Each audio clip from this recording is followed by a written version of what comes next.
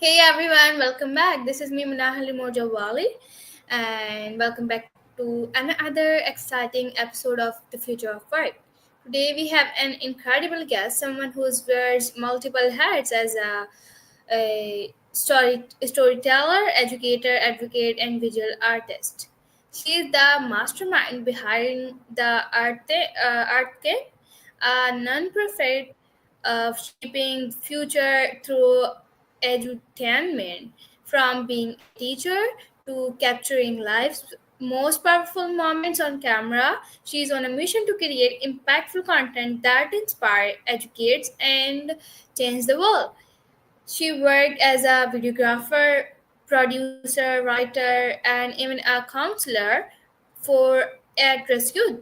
But what truly sets her apart is her dedication to using media as a tool for social change. Today, we will dive into her most powerful stories, that challenges of being an educator and creator, and her vision for a better world. And of course, we'll have some fun, unexpected, and rapid fire questions to keep things interesting. So, buckle up because this is going to be thought provoking, inspiring, and maybe even a little hilarious conversation. Let's welcome Krista Bluesmith. Welcome to the show. How are you? Oh, wow. That was amazing introduction. It's so good to be here. And I love the international flavor of this conversation and multi-intergenerational. So I'm just so thrilled to be here. And thank you for that gorgeous introduction. And hello, everyone at home. Hope you're all doing fabulous today. Yeah. Thank you so much for giving me your precious time as I give your introduction to the audience. So, can you give your introduction also for my viewers? Sure, yes. My name is Krista Bluesmith, and I live in Santa Cruz, California, just near the Silicon Valley, and I'm a writer, I'm a musician, and I like to say I'm an activist, I'm a heart activist, I'm an earth activist, to try to help bring the hashtag fairy future. the and by that I mean the best future for Earth. So that's really what I'm committed to by the best means possible. And yes, I've been kind of working on startup film projects for the last decade. I have written about 4 or 5 different screenplays, and my most relevant thing is Earth Compass, which your team helped me to promote to National Geographic, and we're still waiting to hear back. And yeah, so I believe that any problem is solved with enough creativity. And I think the problem of pollution, the problem of war.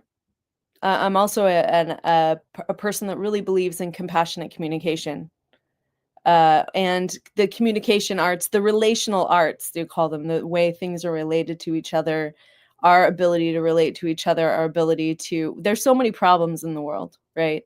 You can throw a stick, you can throw a rock, and there's a problem you could take your whole life to try to fix, right?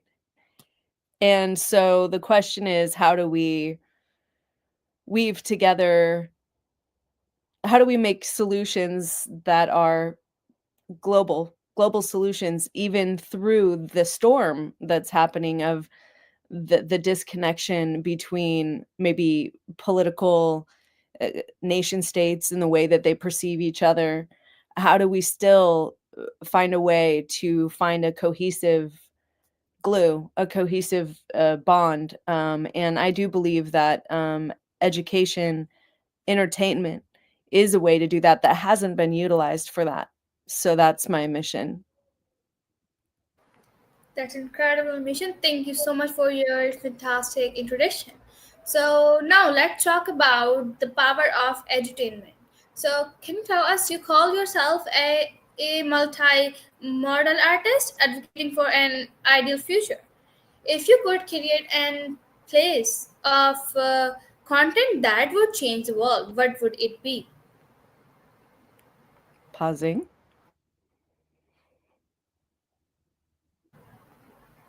I can hear you again. Okay, can I repeat my question? Do it. Sure.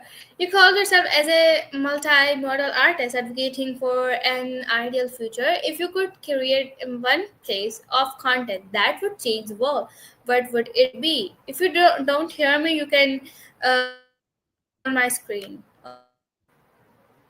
Okay, I'll keep going if you pause out. I believe I mentioned Earth Compass, and Earth Compass I think would be the most impactful. It's over a decade in the making. It's a reality show that takes millennials, 20 somethings. There's a global call for who wants to come on this boat called the Earthkin is the I'm like forgetting the name of the boat for a second. What were we calling it? Um, um, yeah, the Earthkin boat, I guess. Anyway, so we're gonna have a few people from the U.S. that are in their 20s that have different kind of problems. Maybe one of them is um, kind of underprivileged. Maybe one of them has addictions of different sorts. And then we take two from China. We take basically one from each country that is kind of at war with each other. So we have about 8 to 10. And then we go on a boat. I call it a long overdue global getting to know you. And we recruit professors, top professors, and as well as we'll have mentors, about 4 or 5 really inspiring mentors that can kind of, and guest artists. And we visit every country and spend about a week in each country and have adventures and also work on an environmental project and get to know the country. So then we go to the next country and then we onboard. It's the opposite of Survivor because we bring people on instead of kicking people off. And it becomes a global think tank, really, of young people that are traveling around the world, um, trying to encourage a global lens on the issues. So, really, the power in it is, one of the modern issues is any one person can't make a difference, so it seems, right? How do you really make a difference? You want to recycle, you want to, you know, but there's not really a mechanism for us to act as a global body to plug into issues and try to solve them with support. So Earth Compass is really designed for that, and it is also has a component where it truly is trying to be used as an educational platform that can be used in schools all over the world, which will give it the bulk, and then also encourage um, people to work together in nonprofits, to work together on environmental projects, and possibly merge with other educational platforms so that kids can not only use the content as a curriculum, but have a certificate that they learned. Look, they learned how to tie knots. That's a simple thing, right? But when you're on a boat, you need knots. And if you're camping, you need a knot. And when you're just tying the thing up, you need a knot. Someone's got to teach you how to tie a knot. You can learn this is how you fix a vacuum or whatever. There's going to be a whole body of knowledge, of education, practical and philosophy, and your more um, heady, brain oriented, soft skills. I say everyone should have, the young people should have soft skills and they should have hard skills. And sometimes in modern education, people can not get balanced. So they might not know how to do something very practical, but then they have an advanced degree. So Earth Compass kind of tries to, but anyway, that's the project. I'm kind of going on about it, but Thank you so much for your fantastic answer about how a compass can change the world. Thank you so much for your answer. So now let's move on to the next question. My next question is on your screen. You've had such a diverse career. What's one expected lesson you learned from teaching that helps you in videography today? Okay. Um, let's see. I think in teaching, when I taught at-risk youth, I guess the sense of that everybody has an interesting story to tell, and that with with being with at-risk kids, and now I'm also making a documentary about homelessness, um, slowly, but I'm making it and the solution to homelessness being eco villages, in every county. Um, y Yeah, through that process, I just got to know how to talk to people and have compassion for them and their challenges, even if they're very challenging people, and to listen to the complexity of what every human has gone through, especially people with issues and problems. So I like to yeah, I like to give people time to tell their story, and I think that's a therapeutic and interesting for film approach. Thank you so much for your interesting answer. Thank you. Now let's move on to the next question. As a videographer, you capture powerful moments. Was there ever a story that made you see the world differently? Oh, um, a story that I caught on film. I could say as a writer, um, writing the Mythic series, it's called something. It's going to be called something else. But I wrote a fantasy history movie. Well, it's a television show, and that really is about multicultural mythology and how each person and each culture even has a superpower to share with the others. And I feel that that made me even more aware of how special each part of the world is and how each region of people have their own special sacred gift, and that through uniting, we can do the magical trick that needs to be done to help the world.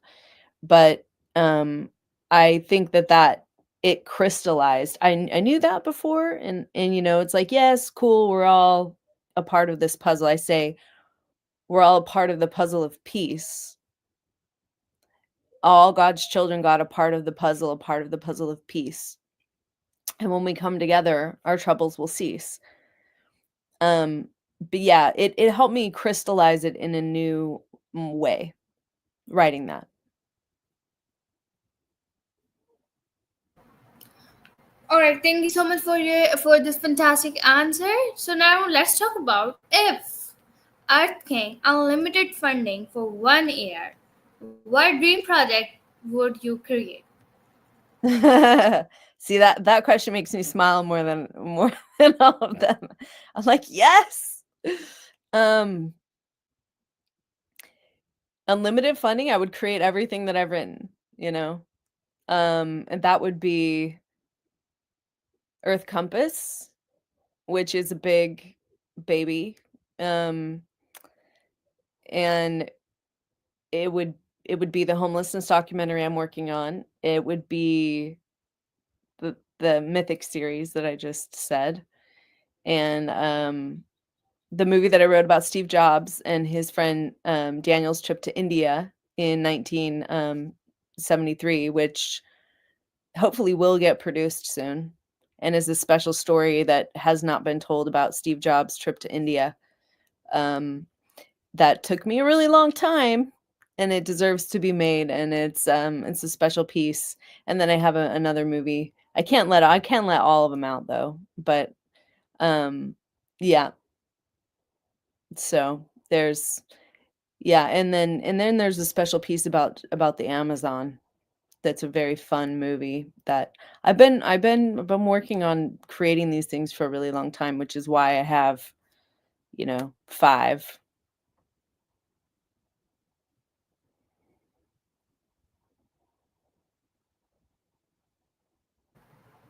All right, great. Can you hear me? I think you are stuck.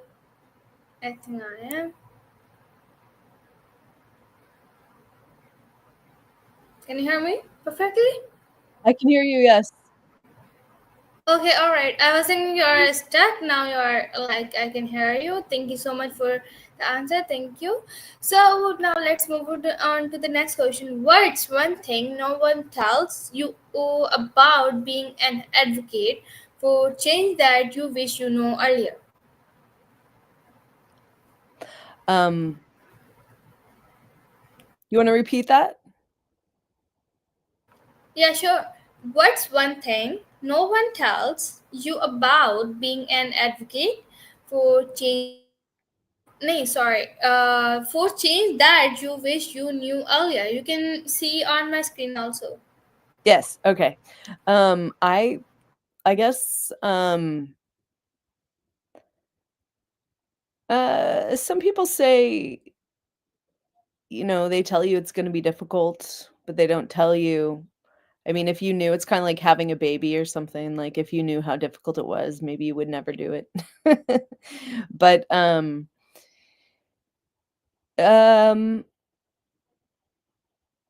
oh gosh, yeah, I don't know. I think just diversify the way that you're thinking about, doing what you wanna do, and don't expect. There's a quote of Rumi that talks about, "Don't worry about the form of love that's coming to you, just appreciate that there's love coming to you." Like, don't expect it to be in the form of some great romance. Like, it could be, you know, other things. And I think it's the same way where you gotta make allies where you can, and follow up with them, and stay connected to a lot of people, and that there's you find other people that are doing what you wanna do, and be on their team so that when you wanna push for push forward something, that you have people to call on, and that you have things behind your name and that you've done. Those are kind of some practical things, and think out of the box, for unexpected allies. I forgot to mention, I have a a violence prevention tour for the United States, schools that I'm trying to get funded. So I would, add that to my list for my last question. All right. Thank you so much for your answer. Like think out of the box is a important thing for our life. Thank you so much for the answer.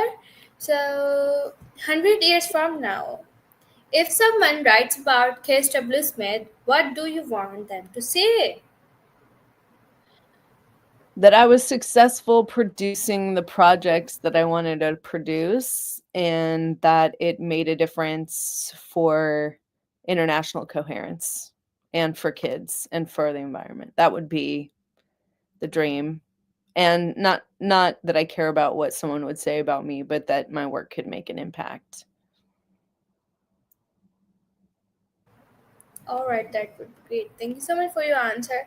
So, kids can be brutally honest. Had a student ever said something that left you speechless? Um, yes, I had a child once tell me that my teeth were yellow. What's that mean? Yellow. Oh, okay. All "Why are right, your thank you. teeth yellow? Why are your teeth yellow?" I was like, I don't wanna bleach them, I'm too scared." So, what did you do after that? Nothing. Okay, all right. So now let's move on to the next question. If you had a theme song for your life, what would it be, and why? Um, it's a song I made actually. Uh, it's called "In It to Win." Yeah. Okay, can you tell us something about it? Um, okay, I'll sing you a little bit of it. For we can't, for we can't throw the towel in, the towel in, the towel. That's what they do when they're in boxing. When you're giving up, you throw the towel down. 'Cause we've got too much to lose. No, we can't throw the towel in, the towel in. That would be a sin. For we're in it to win. Yeah, we're in it to win. Hey, hey. And the song is given and the sun is rising. And the sun is rising. So yeah, it's just about don't give up.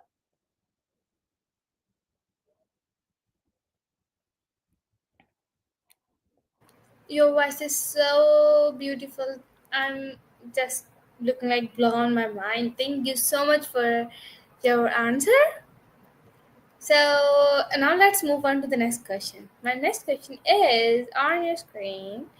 What's harder, teaching kids or herding cats? Be honest, please. Be honest, please. Um, you know, I didn't teach for a lot of years, but I taught kids that had severe behavior problems. So I had the hardest kids. So definitely I would rather herd cats than teach the kids with the level of behavior. I don't teach kids with those kinds of behavior issues anymore. So, I think normal like, to work in a general ed class, I would rather teach kids. Um, but I didn't, I had kids that were special ed, basically. All right, that's good. Thank you so much for your answer. So, worst advice we ever been given, and did you actually follow it?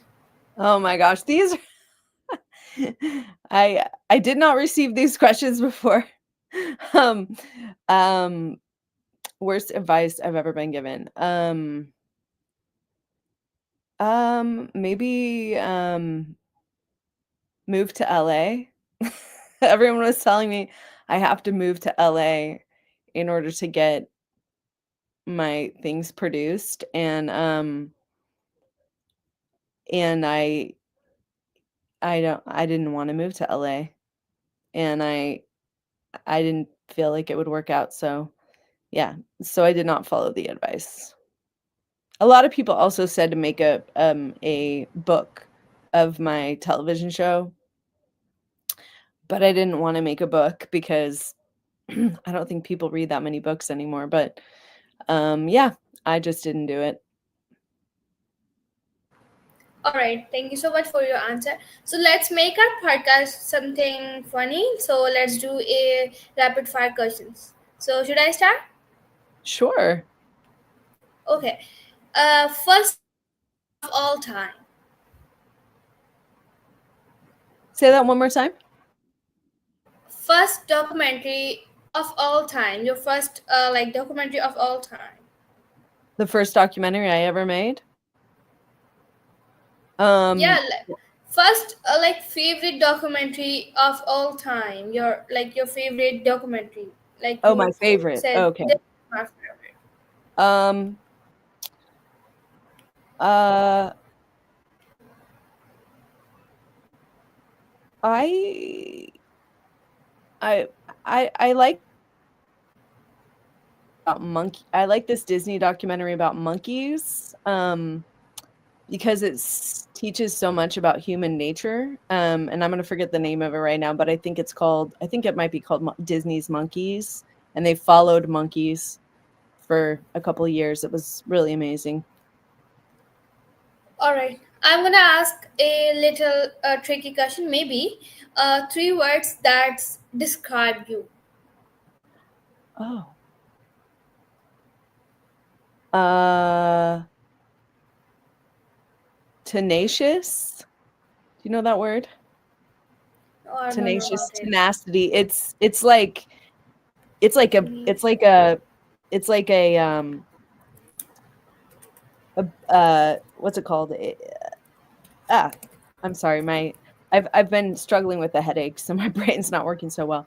Anyway, tenacity just means you're going for what you want.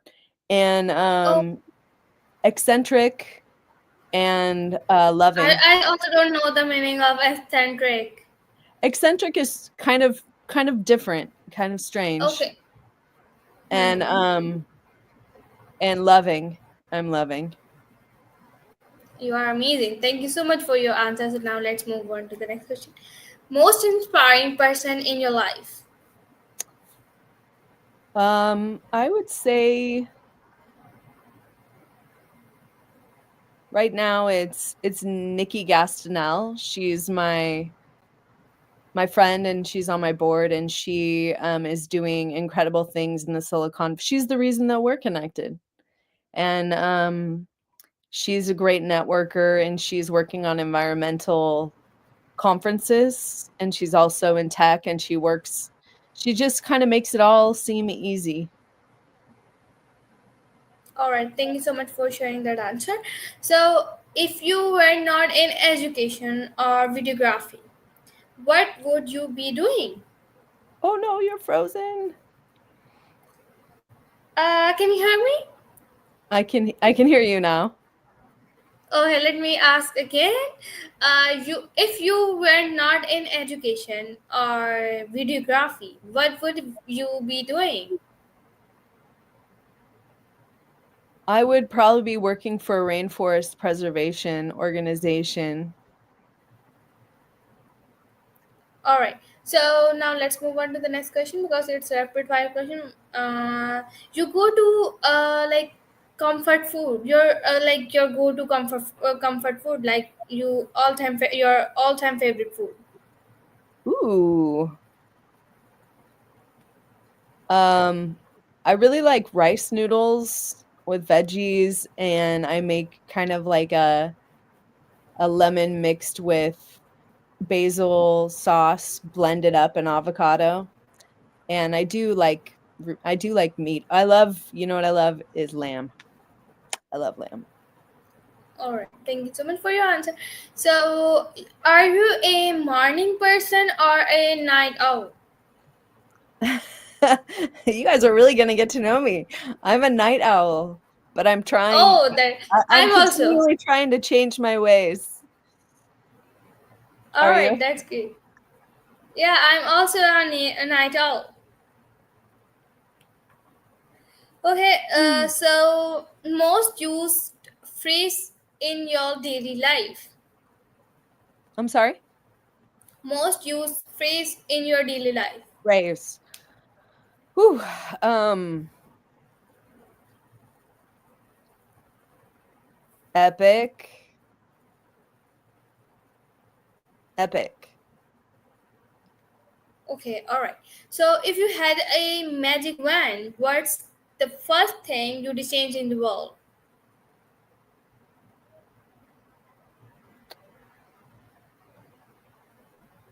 Um, I would make it so that there was free energy and there was free energy machines available so that we didn't have any carbon pollution. That's amazing. Thank you so much for that answer. I really love that. Thank you so much again for your time and what an incredible conversation with Miss Krista Bluesmith. Like we talked about the power of edutainment, the emotional highs and lows of storytelling, and her mission to create real change through media and education. Thank you, Ma'am Krista. Your insights were inspiring, your stories were powerful, and your passion is truly contagious. Thank you for sharing your journey with us today. And to all listeners, if you enjoyed this episode, don't forget to hit that and subscribe and share it with someone who needs to hear this. Also, make sure to check out Art King and support Krista's work because the world needs more change makers like her. So, Miss Krista, before we sign off, if you could leave the audience with just one piece of advice to make the world a better place, what would it be? Well, I believe in the future with young people like you, Monahil, and also, I think visualization is a powerful tool and it can make us feel good. And so we can visualize the earth like being, energy going through everything and connecting everything and everything getting fixed. And visualize ourselves and our brains and all of our systems working so well and say thank you to your body, thank you to your mind, and send out good energy to all of your relationships, your neighborhood, your everywhere. And like just imagine those problems being solved. And yeah, I think that, use your imagination for beautiful, beautiful visualizations. That would be my advice. All right, that's incredible advice. Thank you so much for your advice, and that's a wrap. Thank you all for Yeah. tuning in, and we all catch you in the next episode, The Future of Work. Until then, stay curious, stay inspired, and keep making an impact. See you next time. Thank you so much, Miss Krista, for your time. Thank Bye. Have a you. wonderful day ahead. Thank